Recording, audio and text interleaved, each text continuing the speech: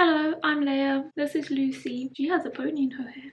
I have been learning Spanish with a teacher successfully for 1 year. I actually cannot believe it's 1 year already. That went so fast. But also it feels like it's been a long time. So if you haven't seen my previous videos in this catch-up series, I did a 3-month update, a 6-month update, and a 9-month update. So 1 year of Spanish, what did I learn? As always, I'll give you a rundown of what I learned and where I'm at. So I finished A1, so I am working through books, like course books.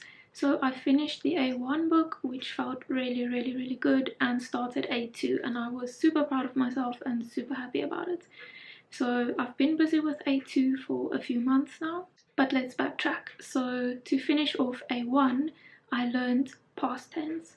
I learned pretérito indefinido and pretérito imperfecto, which are two versions of past tense. Then when I started A2, it first started with a lot of revision, a lot of going over all the concepts I learned in A1, which was really nice, and a lot of past tense practice. Then continuing in A2, I also learned interrogative pronouns, so pronombres interrogativos, and started a unit on familia, in more depth than I did in A1.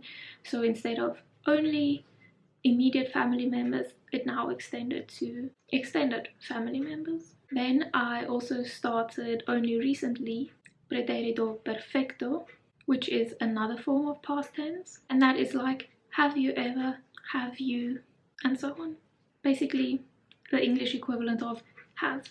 I also learned about prohibición and obligación, if you're allowed to do something or if you're not allowed to do something, or if you have to ask permission for something.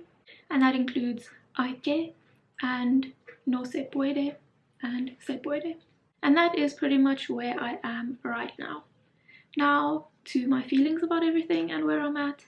I can feel that the work is getting harder, and not in terms of grammar, but in terms of vocabulary. So I can feel that there is a lot more vocabulary, and I'm learning a lot more vocabulary. A lot more new words are being introduced, which makes everything harder to understand. But in saying that, I'm constantly understanding more than I did the previous week, so little bits of improvement as time goes on. So as I've said in every single one of these updates, speaking is the hardest. Speaking is still the hardest. I think input is the first steps in language learning, and output is a bit harder. That is why a lot of people who learn languages focus on input before output. And if you think about it, when you are a baby learning your own language, you get a lot of input before you ever start delivering output. But my speaking is getting better, and I'm really happy about it. Although it is a bit frustrating when sometimes I know what I want to say, but I can't say it. And I still really love language learning. It is, as I always say, one of my favorite things that I do. I honestly love it so much, and if I could learn Spanish as a job, as a career, as a life, I would. I just don't know how to make that happen yet, but we can dream.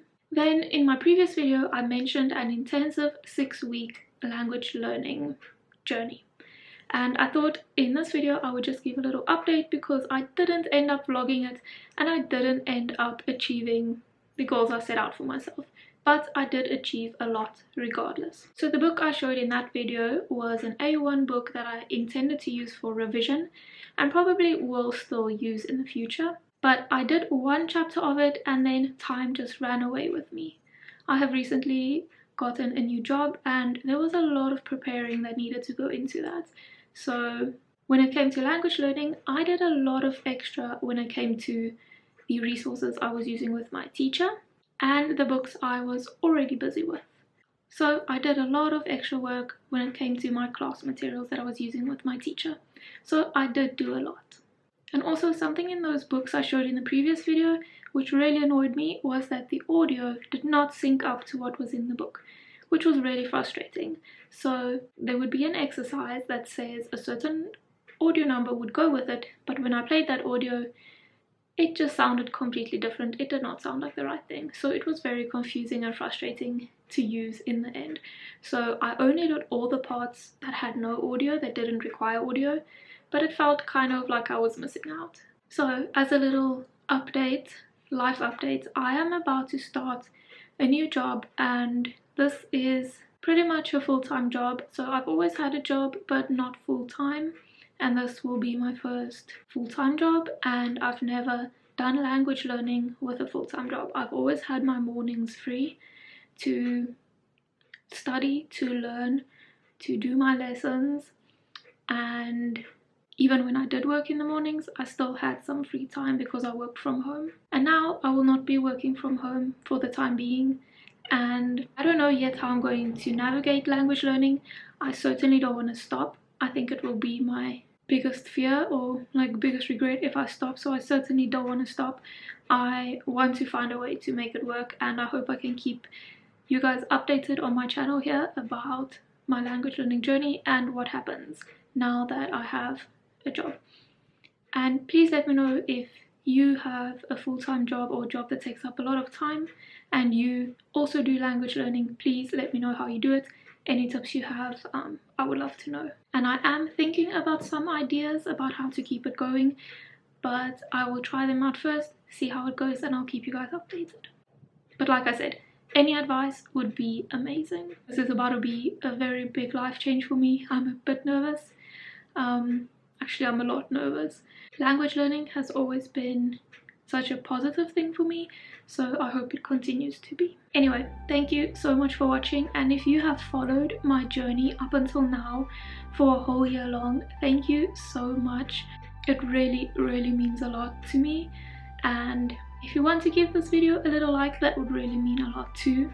And I really look forward to continuing my journey and making more videos because I really do enjoy doing this.